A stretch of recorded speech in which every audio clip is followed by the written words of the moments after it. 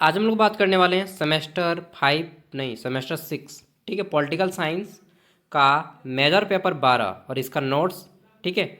सबसे पहले सिलेबस देखेंगे तो रांची यूनिवर्सिटी और नीलांबर पीताम्बर यूनिवर्सिटी दोनों के काम में आएगा यह paper. Semester 6 political science honours, ठीक है, और मेजर पेपर 12, इसमें आपको पढ़ना है public policy and administration in India, यानी कि भारत में प्रशासन और लोक नीति, ठीक है। पब्लिक पॉलिसी मतलब होता है लोक नीति और एडमिनिस्ट्रेशन मतलब प्रशासन, इन इंडिया मतलब भारत में, यानी कि भारत में प्रशासन और लोक नीति, ठीक है, पेपर का नाम हो गया। पढ़ना क्या है भाई साहब ये बता दीजिए।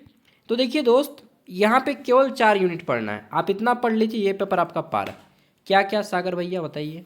तो पहला है पब्लिक पॉलिसी, यानी कि लोक नीति क्या होता है, ठीक है, इसकी विशेषताएं क्या हैं, इसके कौन कौन से मॉडल्स हैं, भारत में लोक नीति का क्या क्या प्रोसेस है, ठीक है। दूसरा यूनिट है डिसेंट्रलाइजेशन। ये क्या होता है भाई साहब। तो ये होता है कि मतलब शक्तियों का बंटवारा, जैसे कि भारत में जितनी भी शक्तियां हैं वो केंद्र सरकार राज्य सरकार में बांट दी गई हैं। राज्य सरकार से फिर जिला स्तर की सरकार, जिसको जिला परिषद बोलते हैं, फिर ग्राम पंचायत, ठीक है। तो ये जो है शक्तियों का बंटवारा किया गया है, ये आप जानिएगा, ओके।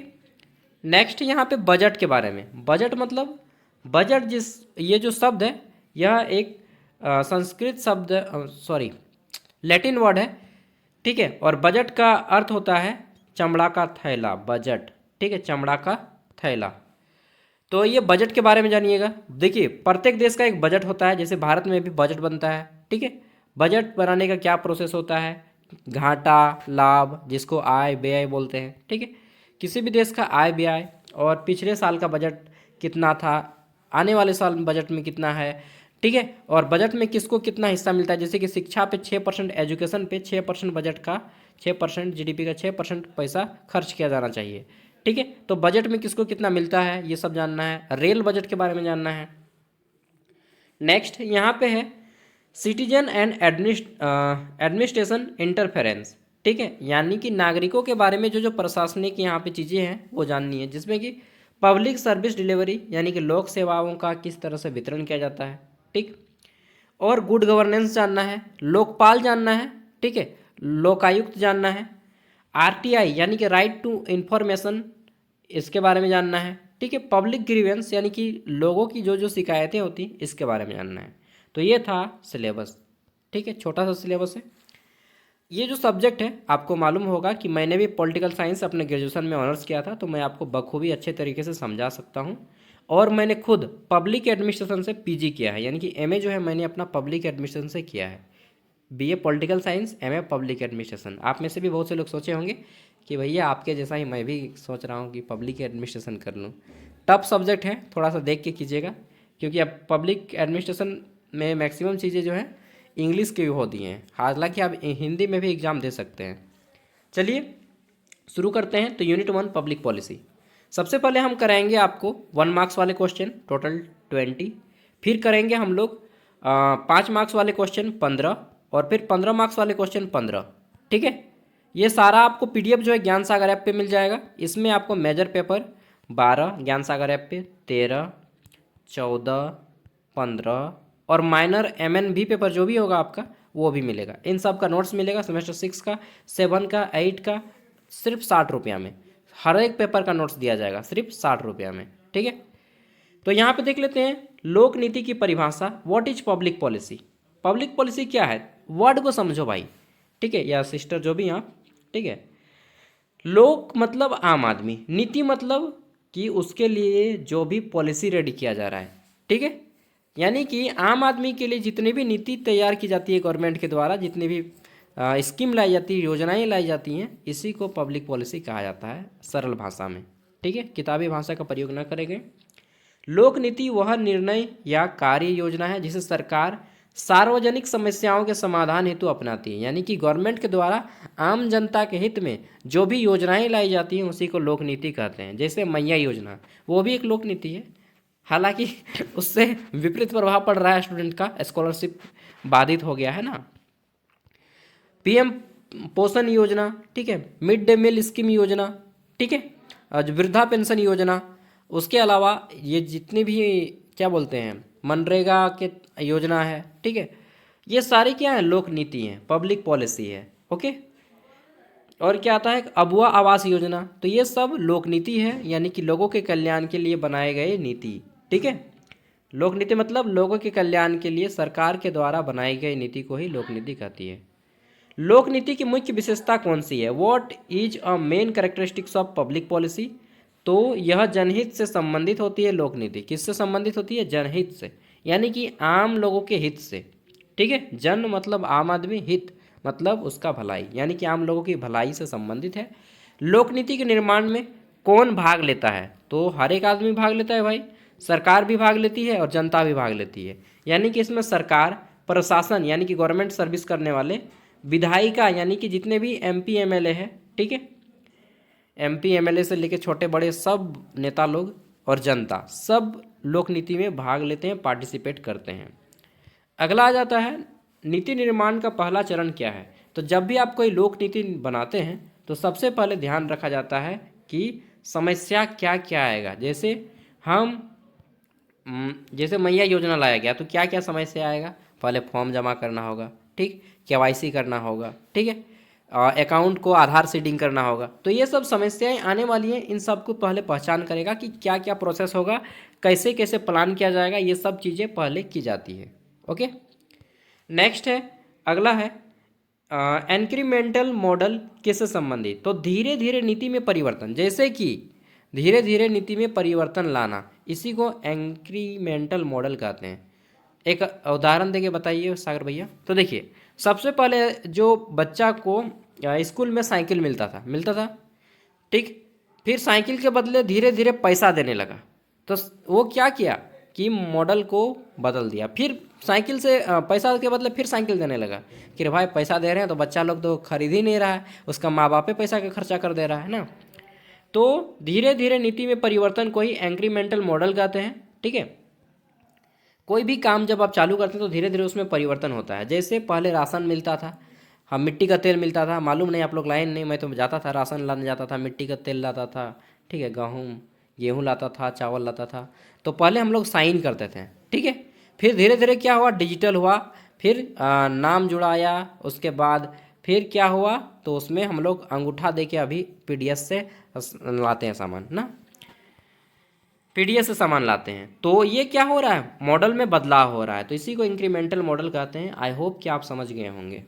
अगला है राशन मॉडल किस पर आधारित है, सॉरी राशन मैंने बोल दिया, से रेशनल मॉडल किस पर आधारित है, rational model is based on what, तो रेशनल मॉडल जो है तर्क संगत निर्णय एवं लागत लाभ विश्लेषण पर आधारित है। तर्क संगत मतलब जो है आपको लॉजिक के साथ बोलता है, ठीक है, और लागत लाभ विश्लेषण पर आधारित है, इसी को रैशनल मॉडल बोलते हैं। नेक्स्ट आता है हमारा, भारत में लोक नीति का अंतिम चरण क्या है, तो जब भी हम लोग कोई स्कीम गवर्नमेंट के द्वारा पॉलिसी लाते हैं, ठीक है, स्कीम लाते हैं, योजना लाते हैं, योजना को ही लोक नीति बोलिएगा, ठीक है। तो भारत में जब भी कोई लोक नीति लाती है तो उसका अंतिम चरण क्या होता है, नीति का मूल्यांकन, यानी कि उसको जांच पड़ताल करना कि हमारी जो योजना है इस सफल हो पाएगी या नहीं, इसके लिए एक बार जांच किया जाए। जैसे भारत में चलता है पीएम कुसुम योजना, नाम सुने, पीएम कुसुम योजना, जिसमें किसान को जो है क्या दिया जाता है, सोलर प्लेट दिया जाता है, ठीक है। तो पीएम कुसुम योजना में किसान को सोलर प्लेट दिया जाता है। अब उसको जांच किया जाए कि भाई ये सोलर प्लेट जो मिल रहा है आम आदमी को एक्चुअल में मिल रहा है या फिर घूस दे के आदमी सोलर प्लेट लगवा रहा है, ठीक है। तो उसको मूल्यांकन की जाती है, जांच की जाती है, जिसको इंग्लिश में असेसमेंट बोला जाता है। अब आता है यूनिट 2 डिसेंट्रलाइजेशन से संबंधित क्वेश्चन। पहला क्वेश्चन है विकेंद्रीकरण, यानी कि इंग्लिश में डिसेंट्रलाइजेशन क्या होता है। तो अभी मैंने बताया है कि शक्तियों का बंटवारा करना ही डिसेंट्रलाइजेशन कहलाता है।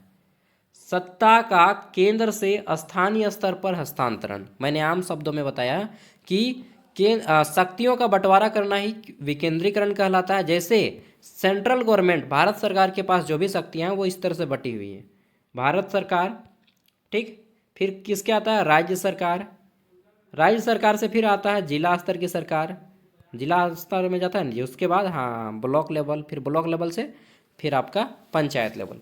तो ये जो शक्तियों का बंटवारा भारत में इस तरह से किया गया है, यही बताना है, ठीक है। भारत में त्रिस्तरीय पंचायत चुनाव होता है, कितने स्तर का, त्रिस्तरीय मतलब 3 स्तरों में, कौन सा? ब्लॉक लेवल में तीन, सॉरी, पहला लाता है जिला परिषद, ठीक, जिला परिषद, जिला लेवल पे। फिर ब्लॉक लेवल पे क्या आता है? पंचायत समिति, पंचायत समिति ये होता है ब्लॉक लेवल पे। और ग्रामीण लेवल पे होता है अ, पंचायत समिति, ग्राम पंचायत, ग्रामीण स्तर पे ग्राम पंचायत। तो ये तीन स्तर पे बांटा गया है शक्तियों को एक जिला में, और फिर सेंट्रल गवर्नमेंट, स्टेट गवर्नमेंट, फिर जिला पे तीन वो स्तर, ठीक है। तो ये क्या है? शक्तियों का बंटवारा है, इसी को विकेंद्रीकरण कहते हैं। यानी कि सरकार की जो भी शक्तियां हैं उसको बांट दिया जाए छोटे छोटे यूनिट में, इसी को विकेंद्रीकरण कहते हैं, ठीक है। नेक्स्ट है विकेंद्रीकरण का मुख्य उद्देश्य क्या है? कि जन भागीदारी, यानी कि सबका भागीदार हो पाई, ओके, और एक आदमी पे ज़्यादा बोझ ना पड़े। दूसरा ये भी है उद्देश्य कि एक आदमी पे ज़्यादा बोझ ना पड़े, यानी कि केवल सेंट्रल गवर्नमेंट को ही छोड़ देंगे तो सेंट्रल गवर्नमेंट अकेले उतना बोझ नहीं सह पाएगी, ओके। नेक्स्ट क्वेश्चन है हमारा, भारत में ग्रामीण स्वशासन की इकाई कौन सी है? तो भारत में ग्रामीण स्वशासन, अभी मैंने बताया ग्रामीण पे क्या चलता है? ग्राम पंचायत, यानी कि पंचायती राज व्यवस्था, ठीक है। ग्राम पंचायत, उसके बाद पंचायत समिति, और ये आपका जिला परिषद, ये सब क्या है? पंचायती राज व्यवस्था है। सबसे पहले पंचायती राज व्यवस्था को राजस्थान में लागू किया गया था, ओके। नेक्स्ट क्वेश्चन है, शहरी स्वशासन का उदाहरण कौन सा है? सेल्फ गवर्नेंस, ठीक है, example of urban local self governance. तो शहरी स्वशासन उदाहरण कौन सा है? नगर निगम। नगर निगम होता है शहरों में, ठीक है, जैसे कि रांची नगर निगम। मैंने रांची नगर निगम का एक वीडियो भी डाला है, शायद आप देखे होंगे, ठीक है। अभी नगर निगम का चुनाव होने वाला है झारखंड में, तो नगर निगम, देवघर नगर निगम, बोकारो नगर निगम, ठीक है, ये सब क्या है? नगर निगम। तो शहर में नगर निगम होता है, शहर में ये सब नहीं, पंचायत सचिव और मुखिया ये सब नहीं होता है, वहाँ पे मेयर होता है। शहर में क्या होते हैं? मेयर, ठीक है, शहर में क्या होते हैं? मेयर होते हैं, ठीक है। मेयर का इलेक्शन आप लोग फिल्म में भी देखे होंगे, मेयर बनता है ना। चलिए आगे देख लेते हैं, वित्तीय विकेंद्रीकरण का अर्थ क्या है? तो वित्तीय विकेंद्रीकरण, वित्तीय मतलब धन, विकेंद्रीकरण मतलब बंटवारा, यानी कि धन का बंटवारा, ठीक है। तो संधि विच्छेद की तरह तोड़ तोड़ के पढ़िएगा ना तो सब समझ में आएगा। यानी कि स्थानीय निकायों को वित्तीय अधिकार देना, यानी कि लोकल गवर्नमेंट को भी वित्त का अधिकार देना, फाइनेंस का पावर देना, ठीक है, कि भाई तुम भी खर्चा कर सकता है, ठीक है। अकेले बाप नहीं, बेटा भी खर्चा करेगा, चलो। तो बाप कौन है? केंद्र सरकार। बेटा कौन है? बेटा है आपका स्टेट गवर्नमेंट। और नाती कौन है? तो नाती है आपका यही, ये सब लोकल पार्ट्स, यानी कि जिला स्तर पे, ठीक है। उसके बाद पूती, और क्या होता है? नाती, पूती, परपोती नहीं, चलिए उतना बड़ा लिफाफा नहीं जानते हैं भाई। विकेंद्रीकरण लोकतंत्र को कैसे मजबूत करता है? विकेंद्रीकरण मतलब सत्ता का बंटवारा या पावर का या शक्ति का बंटवारा करना लोकतंत्र को मजबूत करता है। कैसे? स्थानीय स्तर पर निर्णय शक्ति देकर, यानी कि हम इसमें क्या होता है, छोटे छोटे यूनिट में बांटते हैं तो पूरी जगह को पकड़ पाते हैं, पूरे भारत को इस तरह से पकड़ पाते हैं। तो इस तरह से स्थानीय यानी कि जो लोकल लेवल है, ठीक है, ग्रामीण स्तर को भी हम लोग पकड़ पाते हैं। अब आ जाता है बजट। बजट मतलब अपना आय व्यय का जो खर्चा होता है उसको एक जगह पे लिखना ही बजट कहलाता है, ठीक है। बजट मतलब आय और व्यय, आय मतलब कितना इनकम हो रहा है, व्यय मतलब कितना खर्चा हो रहा है, एक्सपेंस कितना हो रहा है, ठीक है। तो अपनी आय और व्यय को एक जगह पे लिखना है, क्या कहलाता है? बजट कहलाता है, ठीक है। बजट क्या है? तो सॉरी, सरकार की वार्षिक आय और व्यय का योजना ब्यौरा होता है, ठीक है। सरकार एक साल में जितना भी खर्चा करती है और जितना भी कमाती है, इसका क्या होता है? ब्यौरा होता है लिखित रूप में, ठीक है। नेक्स्ट, भारत में बजट कौन प्रस्तुत करता है? तो वित्त मंत्री। Who is the current finance minister of India? बताइए, भारत की वर्तमान वित्त मंत्री कौन है? बताइए जी, बताइए भाई, ये सब जानना जरूरी है, क्वेश्चन आ सकता है, ठीक है। चलिए देखते हैं किसको किसको मालूम है। अब नहीं मालूम है तो भाई इंटरनेट पे सर्च करके देख लीजिएगा, ओके मेरे दोस्तों, इंटरनेट पे सर्च करके देख लेना भाई। और नहीं तो कि फेल है जब यह एग्जाम में फेल नहीं होंगे, कम नंबर कम मिलेगा, नॉलेजेबल पर्सन नहीं कहलाएंगे आप। बजट चक्र का पहला चरण क्या है? देखिए, जब बजट होता है शुरू तो एक साइकिल चलता है, उसमें बजट का निर्माण जो है सबसे पहला चरण होता है, बजट का निर्माण करो। फिर बजट को गोपनीय रखो। कब तक गोपनीय? गोपनीय मतलब हिडन, किसी को पता ना चले कि बजट में क्या है, जब तक कि बजट को क्या बोलते हैं, फाइनेंस मिनिस्ट्री में पेश न किया जाए, ठीक है। वित्त मंत्री उसको बजट को पेश करती हैं और उससे पहले बजट को गुप्त रखा जाता है, गोपनीय रखा जाता है। ठीक है। बजट का प्रमुख उद्देश्य क्या होता है? आर्थिक विकास एवं संसाधनों का नियोजन। यानी कि बजट हम लोग क्यों बनाते हैं?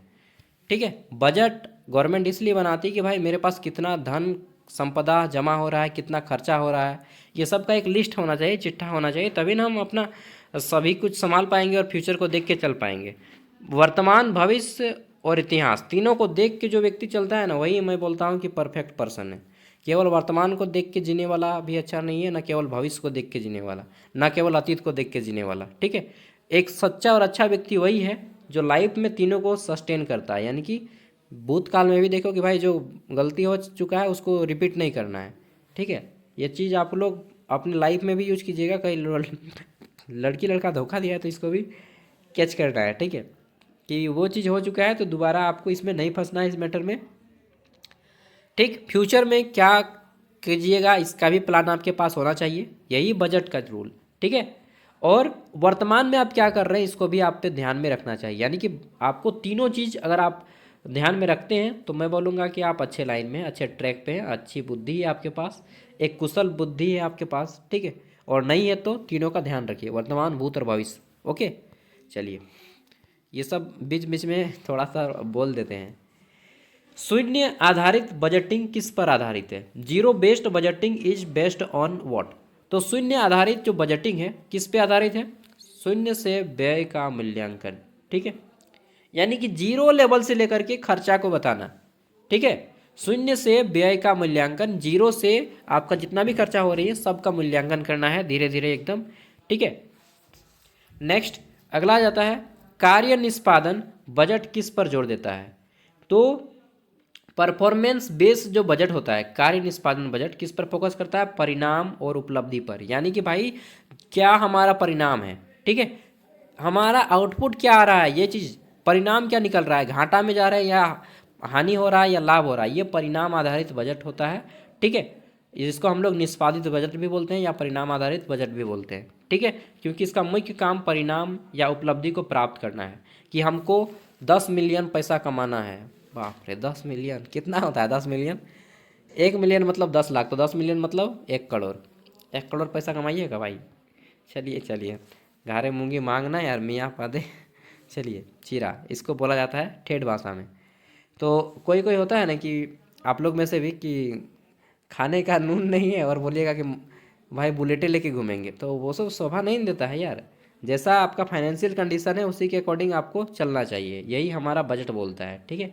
अगर आपके पास कम पैसा है तो स्प्लेंडर में घूमो। अब तेल भराने का पैसा नहीं रहेगा गाड़ी में और घूमिएगा आप बुलेट में, तो शोभा नहीं देता है वो सब। ठीक है।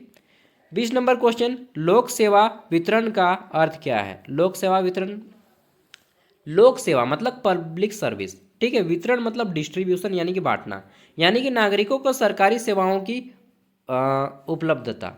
आम भाषा में बोले कि सरकार के द्वारा, ठीक है, सरकार के द्वारा आम जनता के लिए जो भी सेवाएं दी जाती हैं उसी को लोक सेवा वितरण कहा जाता है।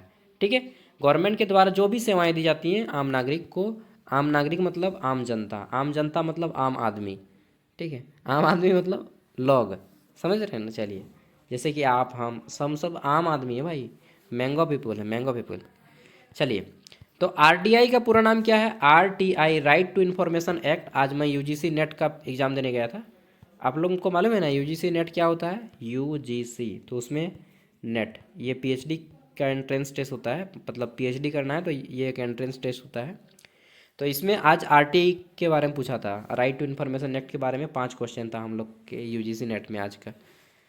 चलिए, एग्ज़ाम मेरा तो अच्छा गया यार, हो सकता है निकल जाए तो पीएचडी कर लेंगे।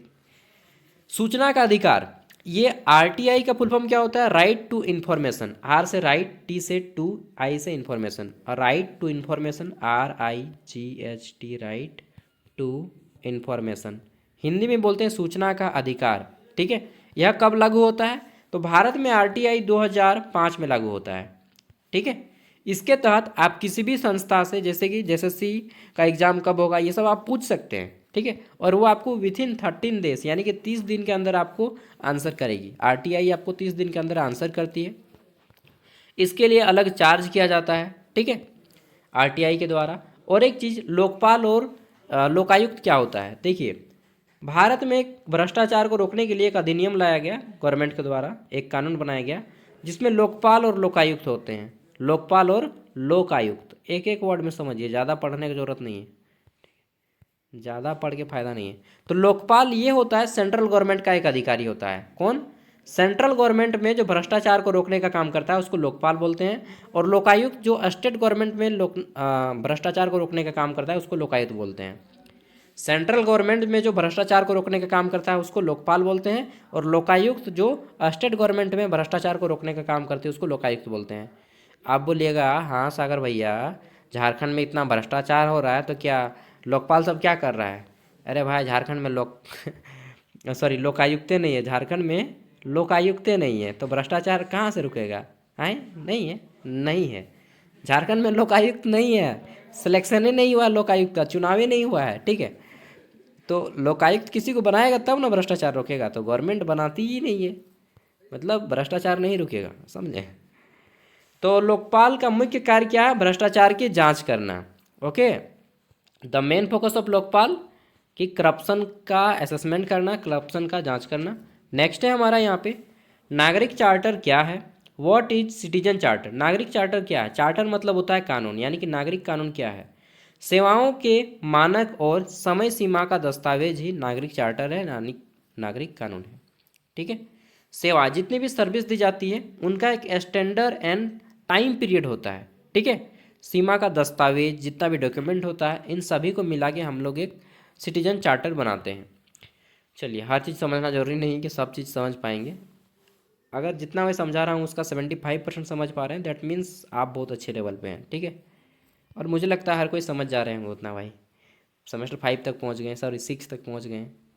ई गवर्नेंस का मुख्य उद्देश्य क्या है? Objective of e governance. Governance मतलब होता है शासन, और ई मतलब इलेक्ट्रॉनिक। इलेक्ट्रॉनिक मतलब कंप्यूटर से जुड़ा हुआ, यानी कि ऐसा शासन जो कंप्यूटर से जुड़ा हुआ है। ई गवर्नेंस का उद्देश्य क्या है? Objective of e governance. देखिए, आप ऑफिस में काम कर रहे हैं, ई गवर्नेंस मतलब इलेक्ट्रॉनिक गवर्नेंस। इलेक्ट्रॉनिक मतलब कंप्यूटर, मतलब अब ऑफिस में आप काम कर रहे हैं, गवर्नमेंट ऑफिस में, अब कंप्यूटर लगा दिए तो क्या हो गया? आप क्या कर रहे हैं, नहीं कर रहे हैं, सीसीटीवी में भी दिख रहा है, और कहाँ तक आपका काम हुआ है वो कंप्यूटर में भी दिख रहा है। जैसे एक उदाहरण देके समझाइए, नहीं समझे हम, चलिए भाई उदाहरण देते हैं। जैसे आपने आय बनाने दिया या जाति या आवासीय बनाने दिया है, ठीक है। सीओ लेवल से आपने अप्लाई किया है, सीओ लेवल से अप्लाई किया है, ठीक है। पहले ऑफलाइन होता था, मालूम है? पहले ऑफलाइन होता था, आवासीय जाति आय 2009 में 10 में ऑफलाइन होता था। 12 13 14 14 से ना जो है ना ऑनलाइन होना शुरू हो गया, 14 15 से, ठीक है। तो मैंने भी ऑनलाइन ही बनाया था, ऑफलाइन तो मैंने नहीं बनाया, बट मैं अपना चाचा जी का देखा था, ऑफलाइन बना था। तो ऑनलाइन में क्या होता है कि सीओ का आपने फॉर्म अप्लाई किया, आय का, आय कहाँ तक पहुँचा है अभी तक, ठीक, या स्कॉलरशिप जो मिलता है वो कहाँ तक पहुँचा है। ये दोनों उदाहरण है ट्रांसपेरेंसी का, कि भाई आपका जो फॉर्म है डबल ए ऑफिसर तक पहुँच गया है, चाहे एडीओ ऑफिसर तक पहुँच गया है, आपका जो है जो इनकम बनाने दिए वो सीओ के पास पहुंचा हुआ है, सीओ ने कुछ कारण से रोका हुआ है, ऐसा होता है ना। तो ये सब आप खुद देख सकते हैं घर से ही, ठीक है। तो ये क्या हो गया? ट्रांसपेरेंसी आया, यानी कि पारदर्शिता आया। ये किसका कमाल है? E governance. ई गवर्नेंस मतलब शासन को कंप्यूटरीकृत कर देना, ठीक है। इलेक्ट्रॉनिक माध्यम से, इंटरनेट और कंप्यूटर के माध्यम से शासन को पूरी तरह से ट्रांसपेरेंसी बना देना, ताकि आप घर से ही अपनी सेवाओं की जानकारी ले सकें। ओके, जन शिकायत निवारण का प्रमुख साधन कौन सा है? देखिए, जन शिकायत, शिकायत को इंग्लिश में बोलते हैं ग्रीवेंस। क्या बोलते हैं? ग्रीवेंस। ओके, क्या बोलते हैं? ग्रीवेंस।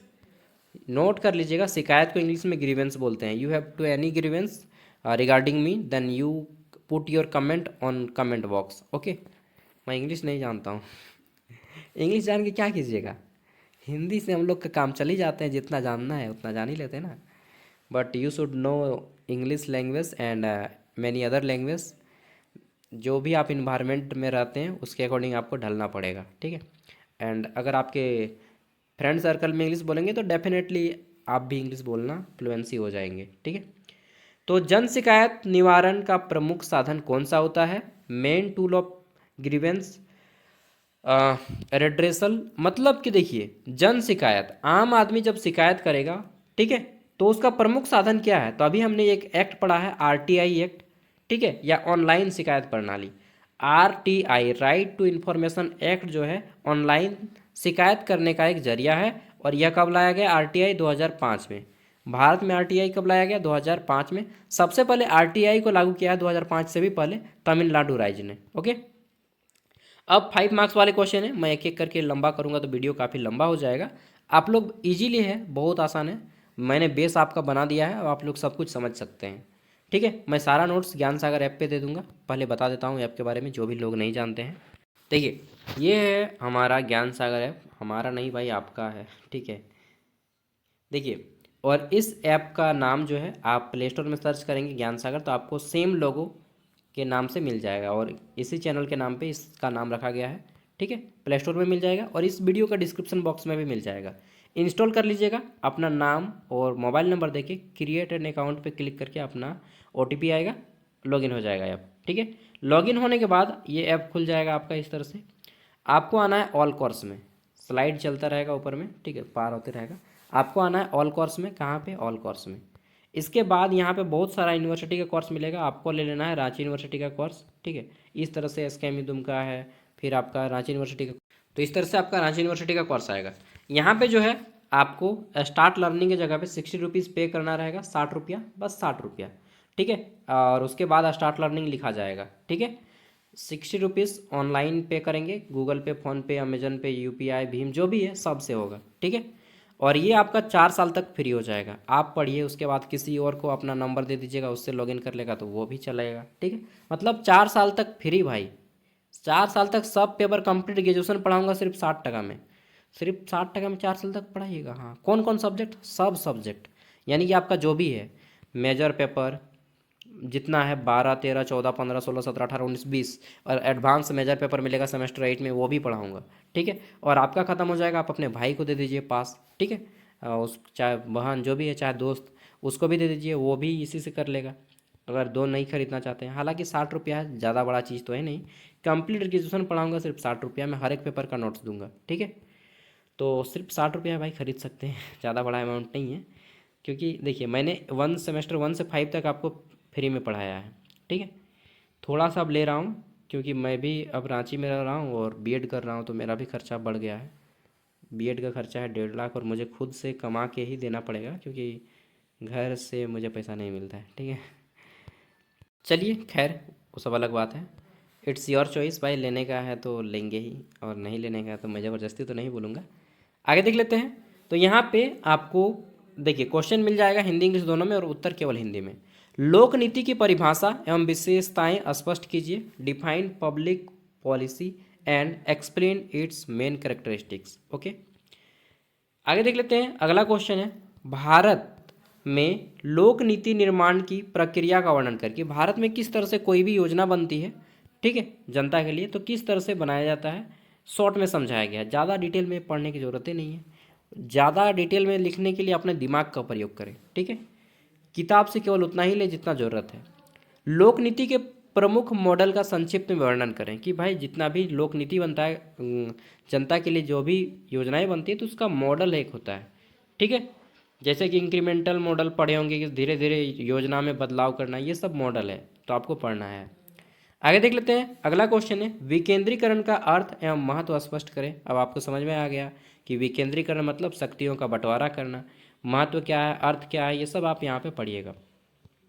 5वां क्वेश्चन है, भारत में ग्रामीण स्थानीय स्वशासन की भूमिका पर प्रकाश डालें। कि भारत में जो ग्रामीण स्थानीय स्वशासन होता है लोकल लेवल पे, जिसको मैंने बताया ग्राम पंचायत, ठीक है, पंचायत समिति, जिला परिषद, ये सब आपको लिखना है इसमें। 6 नंबर पे क्वेश्चन आ जाता है हमारा, शहरी स्थानीय स्वशासन की महत्व बताइए, स्पष्ट करना है आपको। नगर पालिका क्या होता है, ठीक है, फिर आपको नगर पालिका नगर निगम में अंतर जानना है, कि नगर पालिका क्या होता है, नगर निगम क्या होता है। ठीक है, नगर निगम बड़ा होता है और नगर पालिका छोटी होती है। ठीक है, नेक्स्ट आगे देख लेते हैं।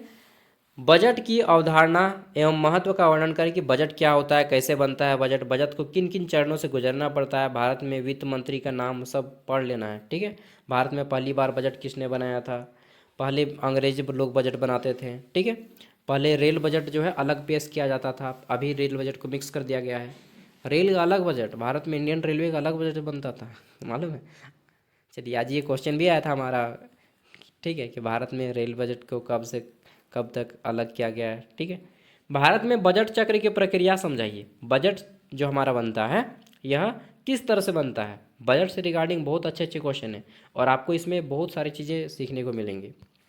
नेक्स्ट, निम्न प्रकार की बजटिंग का संक्षिप्त वर्णन करें कि किस तरह से अलग अलग प्रकार का बजट होता है। जैसे कि अभी हमने पढ़ा था एक परिणाम आधारित बजट। ठीक है, नेक्स्ट क्वेश्चन नंबर 10, नागरिक और प्रशासन के बीच इंटरफेरेंस का महत्व स्पष्ट करें। कि देखिए, जब गवर्नमेंट और एडमिनिस्ट्रेटिव इंफ्लुएंस हो जाता है सिटीजन और एडमिनिस्ट्रेशन के बीच में, तो ये सब बताने हैं किन किन कारणों से होता है। ठीक, और इसके लिए कौन कौन से अधिकारी की स्थापना की गई, जैसे कि आरटीआई लाया गया 2005 में, लोकपाल, ठीक है, नागरिक चार्टर्ड, ई गवर्नेंस, इन सबको, ताकि भ्रष्टाचार कम हो सके।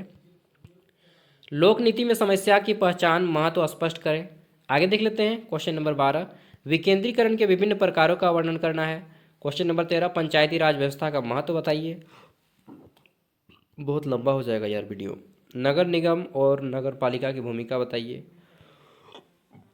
15 नंबर है, बजट को आर्थिक नीति का महत्वपूर्ण उपकरण क्यों माना जाता है। भाई इतना क्वेश्चन दे देंगे कि आपको क्वेश्चन छूटेगा ही नहीं। ठीक है, तो पूरा क्वेश्चन है यहाँ पे 20 क्वेश्चन है, नहीं, हाँ जी 20 क्वेश्चन। उसके बाद very long answer type question आएगा, इतना कर लीजिए एग्जाम में क्वेश्चन नहीं छूटेगा पक्का। ठीक है, अब ये very long answer type 15 marks वाले हैं, जिसका आंसर आपको 500 शब्दों से अधिक में करना है। ठीक है, जैसे कि लोक नीति की अवधारणा, प्रकृति, महत्व की विस्तृत विवेचना करें, पूरा डिटेल में आंसर है। ओके, इतना है कि आप एग्जाम में आराम से लिखिएगा। ठीक है, तो इन question very long answer type के 10 क्वेश्चन हैं, सब का आपको पीडीएफ मिल जाएगा ऐप में। अच्छा 10 को नहीं यार, 15 का क्वेश्चन, 15 क्वेश्चन है ना, हाँ 15 क्वेश्चन है वेरी लॉन्ग आंसर टाइप। चलिए, इसी तरह से मैं आपको मेजर पेपर 13, 14, 15 भी दे दूंगा। एक एक करके इतना वीडियो बनाऊंगा ना, मतलब पूरा, तो लगभग 3 घंटा लगेगा। वो सब अभी तो नहीं, जब डिजिटल बोर्ड आ जाएगा उसके लिए पैसा चाहिए 1 लाख रुपया, बहुत ज़्यादा अमाउंट है ना। तब मैं फिर आपको 3 घंटा का क्लास लूँगा, शायद उतना घंटा क्लास कोई करेगा भी नहीं। बाय, जोहार झारखंड। अच्छा एक चीज़ पूछना था कि आपका माइनर पेपर में क्या है, ये चीज़ बता दीजिएगा। ठीक है, माइनर पेपर में क्या है एमएनबी पेपर में, ताकि उसी के अकॉर्डिंग मैं ना जल्दी जल्दी वीडियो डालूंगा उनका। ठीक है, बाय। ठंडा बहुत ज़्यादा है रांची में यार, मुझे एक दिन ठंडा लग गया। बाय, जोहार झारखंड।